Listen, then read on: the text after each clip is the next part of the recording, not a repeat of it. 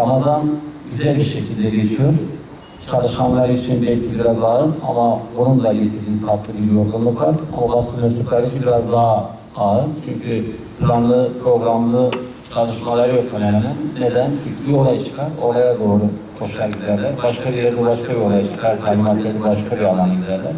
Bir koşturmaca içerisinde oruçlu iken tabii biraz daha zor.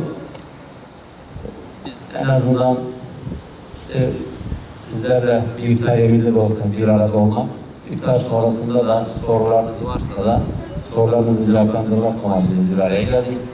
Tabii Eylül Belediyesi bayramımız olduğu üzere kuruluş aşamasında, teşkilatlanma aşamasında bunlar hızlı bir şekilde devam ediyor ama burada bizim çalışmalarımızı halkımıza, bizim çalışmalarımızı vatandaşımıza yansıtacak olan tabii ki basınımızdır. Bizim burada iyi yaptıklarımızı tabii ki iyi bir şekilde yansıtacak ama eksiklerimiz varsa da doğal haliyle de bunları haliyle haber bizlere de uyaracak. Biz bunu gayet normal karşılıyoruz. O doğrusu da budur. Şundan emin olmanızı istiyorum. Biz tıpkı sizler nasıl ilimizin, memleketimizin iyiliklerini istiyorsanız bizler de aynı şekilde istiyoruz. Belki her yere ulaşmayabiliriz. Belki görmediğiniz eksikler olabilir. Gayet yine söylüyorum, insan olmanın getirdiği bir doğaldır.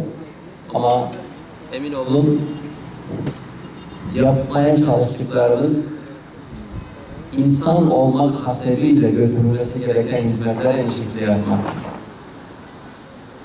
Bu çalışmaları eşrefi mahlukat olan insana hizmetin en güzelini götürmek içindir.